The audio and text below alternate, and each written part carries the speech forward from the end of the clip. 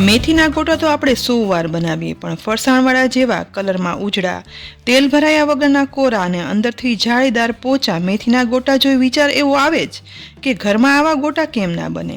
અને ગોટા ભજીયાનો સ્વાદ વધારનાર, જીભને ચટકારો લાવી દે તેવી ચટણી વગર તો બધું અધૂરું.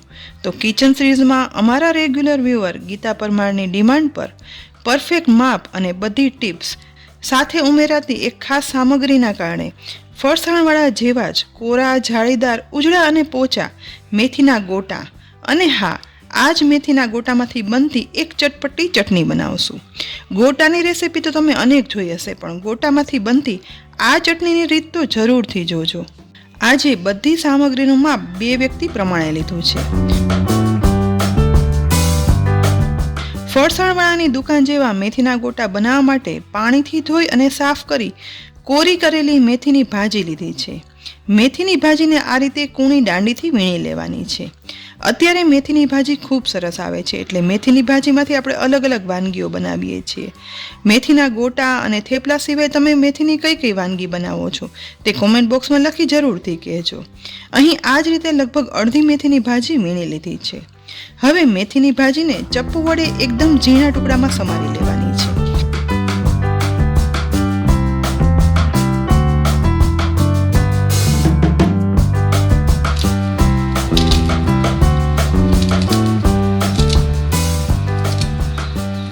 અહીં ધીરે ધીરે કરી બધી ભાજીને ઝીણી સમારી લીધી છે. ફરસાણવાળા જેવા પોચા અને તેલ ભરાયા વગરના કોરા મેથીના ગોટા બનાવવા માટે પરફેક્ટ વસ્તુનું માપ હોવું ખૂબ જરૂરી છે. તો તેના માટે ઝીણી સમારેલી મેથીને 1.5 કપ લીધી છે. 1.5 કપ મેથીની ભાજી સામે આપણે 1.5 કપ બેસન લેવાનો છે. મેથીના ગોટાનું મિશ્રણ બનાવવા માટે પહેલાં પોળા બાઉલમાં ચાળણી રાખી તેમાં 1 કપ બેસન ઉમેરી અને ચાળશું. બેસનની કોઈ પણ વાનગી બનાવીને ત્યારે બેસનને આ રીતે ચાળી લઈએ ને તો તેમાંથી બનતી વાનગીમાં ક્યારેય ગાંઠા નહીં પડે. થોડો લોટ ચડાયા પછી બાકીનો અડધો કપ બેસન પણ ચાળણીમાં ઉમેરી અને ચાળી લેવાનો છે. અહીં બધો બેસન ચડાઈ ગયા પછી હવે બેસનમાં 1.5 કપ સમારેલી મેથીની ભાજી ઉમેરી દઈશું. તેની સાથે 3 નંગ નાના ટુકડામાં સમારેલા લીલા મરચાં, 1/2 ઇંચ આદુના ટુકડા, 1/2 ટીસ્પૂન મીઠું, 1/8 ટીસ્પૂન હળદર પાવડર, 1/4 ટીસ્પૂન હિંગ ઉમેરશું. સાથે 1 ટીસ્પૂન ધાણાના કુરિયા, અને જો ધાણાના કુરિયા ના હોય ને તો અધકચરા વાટેલા સૂકા ધાણા પણ વાપરવાના. સાથે 1/2 ટીસ્પૂન આખા કાળા મરી, 1/4 ટીસ્પૂન બેકિંગ સોડા અને 2 ટીસ્પૂન તેલ ઉમેરી દઈશું. બધું ચમચી વડે મિક્સ કરશું. ફરસાણની દુકાનમાં પણ ગોટા વસ્તુના પરફેક્ટ માપથી જ બને છે. મેથીના આ ગોટામાં સૂકા ધાણા અને આખા મરીનો સ્વાદ ખૂબ સરસ લાગે છે. તેથી જો હજી સુધી તમે આ બંને વસ્તુ ના નાખતા હોય ને તો એક વખત જરૂરથી ઉમેરી અને બનાવજો. બધું બરાબર મિક્સ કર્યા પછી 1/4 કપ પાણીમાંથી બધું પાણી સાથે ના ઉમેરતા જઈ જોઈએ ને એ પ્રમાણે પાણી ઉમેરતા જવાનું છે અને મેથીના ગોટાનું મિશ્રણ તૈયાર કરવાનું છે. જો બધું પાણી સાથે ઉમેરી દઈશું ને તો મિશ્રણમાં બેસનના લમ્સ પડી જશે.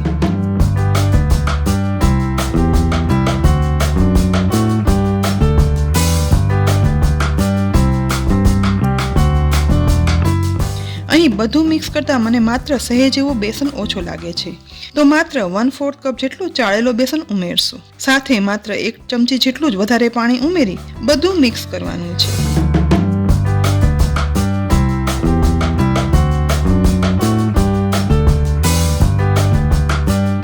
અહીં મિક્સ કરતાં તમે જોઈ શકો છો કે ગોટા માટેનું એકદમ મિશ્રણ પરફેક્ટ બની ગયું છે. તો તમે કહેશો કે બધા આવી જ રીતે ઘરમાં ગોટા બનાવતા હોય છે, તો પછી ફરસાણવાળા જેવા કોરા અને કલરમાં ઉજળા ગોટા ઘરમાં કેમ નથી બનતા? તો તેનું કારણ છે આ મિશ્રણમાં ઉમેરાતું એક ખાસ ઇન્ગ્રીડિયન્ટ. ફરસાણવાળાની દુકાન જેવા ઉજળા અને જાળીદાર રૂ જેવા પોચા ગોટા બનાવવા માટે અહીં મેં અડધું લીંબુ લીધું છે. અડધા લીંબુનો રસ આપણે આ ગોટાના મિશ્રણમાં નીચોવી દઈશું. લીંબુ નીચોવાઈ જાય ને એટલે ફરીથી લગભગ 1 થી 1.5 મિનિટ આ મિશ્રણને એક સાઈડ મિક્સ કરવાનું છે.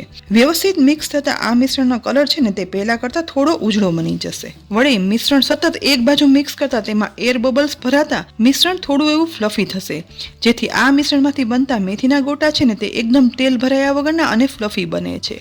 અને હા, કલરમાં એકદમ ઉજળા બને છે.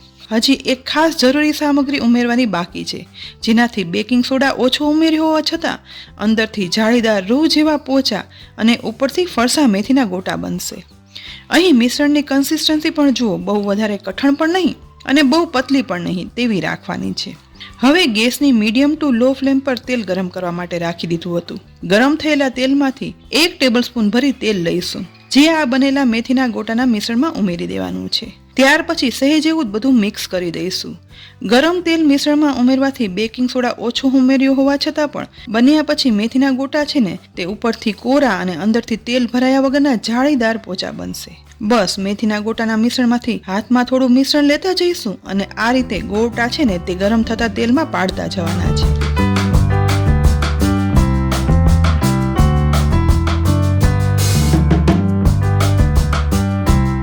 અહીં મીડિયમ સાઇઝના અને કઢાઈમાં સમાઈને એટલા ગોટા તેલમાં પાડી લીધા છે. હવે ગેસની ફ્લેમ મીડિયમ ટુ લો જ રાખતા આ મેથીના ગોટા તળાવવા દેવાના છે અને ગોટા તળવામાં જરાય ઉતાવળ નહીં કરવાની. જો હાઈ ફ્લેમ પર ગોટા તળશો ને તો ગોટા ઉપરથી તો તળાઈ જશે પણ અંદરથી કાચા રહી જશે.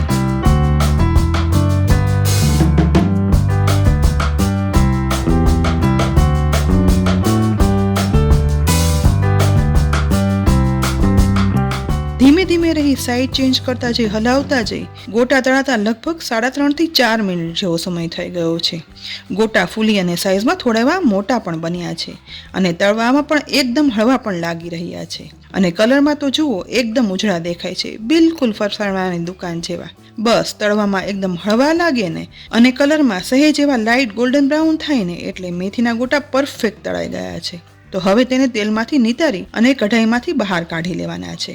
અહીં આ મેથીના ગોટા એકદમ કોરા બને છે, જેથી તમારે વધારાનું તેલ શોષવા માટે ટીશ્યુ પેપરની પણ જરૂર નહીં પડે. હવે મેથીના બીજા ગોટા પણ તેલમાં પાડી અને તળી લેવાના છે. સાથે સાથે તળી અને તૈયાર થયેલા ગોટાને પણ ચેક કરી અને જુઓ. હાથમાં લેતા જરા પણ તેલ ભરાયા વગરના એકદમ કોરો હાથ રહ્યો છે. ગોટાના ટુકડા કરતા ઉપરથી ફરસાને અંદરથી જાળીદાર રૂ જેવા પોચા પરફેક્ટ મેથીના ગોટા બન્યા છે. આ મેથીના ગોટા તો બની તૈયાર છે, પણ ગોટા કે ભજીયાનો સ્વાદ હંમેશા જીભમાં ચટકારો લાવી દે તેવી ટેસ્ટી ચટણીથી જ આવતો હોય છે. આજે આપણે ગોટામાંથી જ એક ટેસ્ટી ચટણી બનાવવાના છીએ. તો ચટણી બનાવવા માટે મિક્સરનો જાર લઈશું. અહીં મેં 1 ટેબલસ્પૂન જેટલી આંબલીને પાણીમાં અડધી કલાક પલાળી અને રાખી હતી.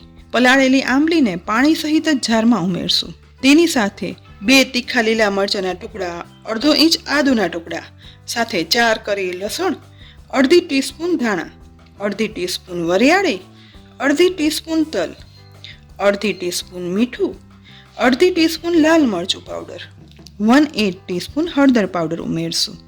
હવે 1 ટેબલસ્પૂન જેટલો દેશી ગોળ પણ ઉમેરી દેવાનો છે. ત્યાર પછી 1/4 કપ જેટલું પાણી ઉમેરી જારનું ઢાંકણ ઢાંકી દઈશું. પીસ્યા પછી જુઓ બધું પીસાઈ લિક્વિડ ચટણી બની અને તૈયાર થઈ ગઈ છે. કન્સિસ્ટન્સી થોડી પતલી છે, છતાં પણ આ ચટણીને ગળણી વડે ગાળી લેવાની છે. તમને થશે આ તો રેગ્યુલર ચટણી, આમાં વળી નવું શું છે? પણ હજી આગળ તો જુઓ, ગળાયેલી આ ચટણીને ફરીથી આપણે મિક્સરના જારમાં ઉમેરી દેવાની છે. હવે બનાવેલા મેથીના ગોટામાંથી 1 ગોટાને આ રીતે પીસ કરી અને જારમાં ચટણી સાથે ઉમેરી દેવાની છે. આ ચટણી 2 વ્યક્તિ માટે બને છે, માટે અત્યારે મેં 1 જ ગોટાના ટુકડા આટલી ચટણીમાં ઉમેર્યા છે, પણ જો વધારે ચટણી બનાવી હોય ને તો વધારે ગોટા ઉમેરવાના. બસ ફરીથી જારનું ઢાંકણ ઢાંકી ફરીથી પીસી લઈશું. પીસ્યા પછી જુઓ મેથીના ગોટા ક્રશ થઈ ચટણીમાં મિક્સ થઈ મીડિયમ કન્સિસ્ટન્સીની અને મેથીના ગોટાની એક ખાસ ફ્લેવરની ચટાકેદાર ચટપટી ચટણી બની તૈયાર છે. એક વખત આ રીતે બેસનનું ભજીયું કે પછી મેથીના ગોટા ઉમેરી બનાવેલી ચટણી ચાખશો ને તો ચોક્કસથી બીજી બધી ચટણીનો સ્વાદ ભૂલી જશો અને આ ચટણી ભજીયા સાથે બનાવશો. અહીં મેથીના ટેસ્ટી ગોટા અને ચટણી બધું તૈયાર છે. તો આ કડકડતી ઠંડીમાં સાંજે જમવાની ડીશમાં મેથીના ગોટામાંથી બનતી ચટાકેદાર ચટણી પીરસી લઈએ. સાથે સમારેલી ડુંગળી હોય અને ગરમા ગરમ તેલ ભરાયા વગરના જાળીદાર એકદમ ફરસા અને પોચા મેથીના ગોટા પીરસી લઈએ અને તેની સાથે મસાલાવાળી ગરમા ગરમ ચા મળી જાય ને એટલે પછી કાંઈ ના ઘટે. તો ફ્રેન્ડ્સ, આજે પરફેક્ટ માપ સાથે ફરસાણવાળાની દુકાન જેવા જ એકદમ જાળીદાર પોચા તેલ ભરાયા વગરના મેથીના ગોટા અને એક ખાસ પ્રકારના મેથીના ગોટામાંથી જ બનતી ચટણીની રેસીપી શેર કરી. તમે હવે આ શિયાળો પૂરો થવામાં છે તો એ પહેલા એક વખત જરૂરથી આ રેસીપી બનાવજો. રેસીપી કેવી લાગી ને તે કોમેન્ટ બોક્સમાં લખી અને ચોક્કસથી કહેજો. સાથે જ રેસીપી ગમી હોય ને તો લાઈક કરી અને શેર કરજો. સાથે અમારી યુટ્યુબ ચેનલ પણ સબસ્ક્રાઇબ કરી લેજો અને અમારા ફેસબુક પેજને લાઈક કરી અને ફોલો કરજો, જેથી આવી અનેક ઉપયોગી રેસીપીના અપડેટ્સ તમને તુરંત જ મળે. ફરી મળશું ઉપયોગી રેસીપી સાથે. ત્યાં સુધી આવજો.